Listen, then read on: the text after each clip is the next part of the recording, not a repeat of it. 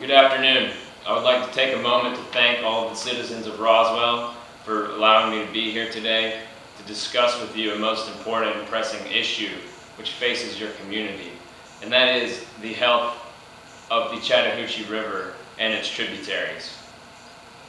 Recently, the American Rivers Association ranked the Chattahoochee River the third most endangered river in the United States.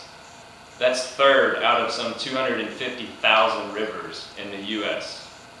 Clearly, the health of this watershed directly impacts each and every one of us, as well as numerous animal species. The watershed impacts 3 states in the southeast, and we have seen massive loss of animal life according to the Clean Water Campaign in recent years. Increased toxin and pollution oversight is needed. And according to the Chattahoochee River Keepers, stormwater runoff is the #1 pollutant of the Chattahoochee River. Roswell, therefore, occupies a unique position and has direct impact on this watershed. But we also have an opportunity to set a precedent here and make improvements to the way we manage our streams and rivers, which hopefully can be adopted by future other cities and metropolitan areas who oversee the health of their water systems. Let's take a moment to consider the issues we face and how they can be managed. We've not only seen die-off of species, but the Chattahoochee River Basin also provides the drinking water for all of the citizens of Metro Atlanta and surrounding areas. Clearly, this affects more than animal life. Urbanization increases the concentration and volume of toxins from runoff. Due to increased, basically unmitigated urbanization, pollutants now run from inporous surfaces such as parking lots, driveways, residential lawns, etc., into storm drains and then directly into tributaries or into the Chattahoochee itself. The basin is home to some 24 turtle, 37 salamander, and 30 frog species, according to the Georgia River Network. These groups are particularly at risk due to pollution, although animal species are not the only ones affected by poor water quality, as we've already seen. What can we do as citizens of Roswell to mitigate these concerns and save these species and ensure a brighter future for our children? Additional policies are necessary to ensure awareness and compliance with better use of our pollutants, better recycling of our wastewater and chemicals, etc. Labeling and stenciling of all storm drains in the city of Roswell with warnings to the health and safety of the water quality in the Chattahoochee should be mandatory.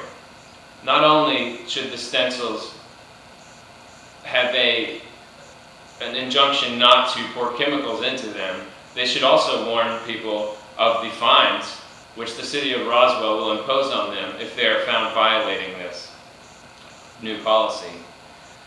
The creation of new zones of regulation for the usage of chemicals and fertilizers is needed.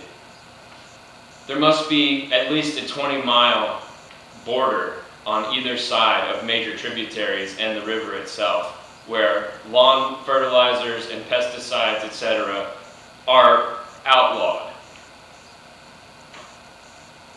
Thirdly, we need to identify what are known as point source causes of pollution, such as chicken hatcheries, industrial sites, construction sites, and all the other human causes of pollution.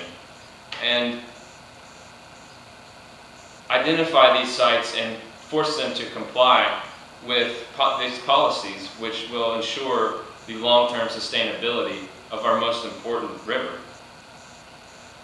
These policies must also be enforced, so we will need new environmental regulations along with a wave of new hired police officers and national park officers to enforce them.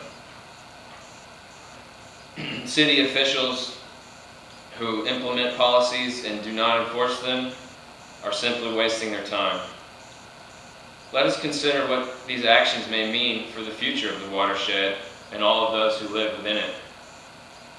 All citizens who rely on the watershed will benefit from cleaner water and a healthier recreational habitat and habitat for wildlife as well. Wildlife species will survive and ensure the long-term welfare and balance of the ecosystem. Future expansion of similar policies instituted by Roswell will expand to other watersheds throughout the country where people see that a difference has been made and hopefully choose to do the same. This represents the only long-term solution for sustainability and the health of our vital ecosystem of the Chattahoochee River and its major tributaries. We've seen the impacts of the ignorance of this issue. My goal here today is to bring awareness, and the policies which I have suggested here are also meant to bring awareness to those who may not understand the vital importance and imminent danger which this ecosystem and watershed faces. It is an example, has become an example of what is known as the tragedy of the commons, which is when a common area gets overused or overpolluted and is basically destroyed. This is where additional government oversight is needed to prevent the complete destruction of this most vital habitat. Efforts must be made now to potentially curb this problem, as if urbanization continues to grow, we must take steps on our end, on each individual citizen level, to help slow and eventually stop the excessive pollution of this watershed, which affects each and every one of us here today. Thank you all.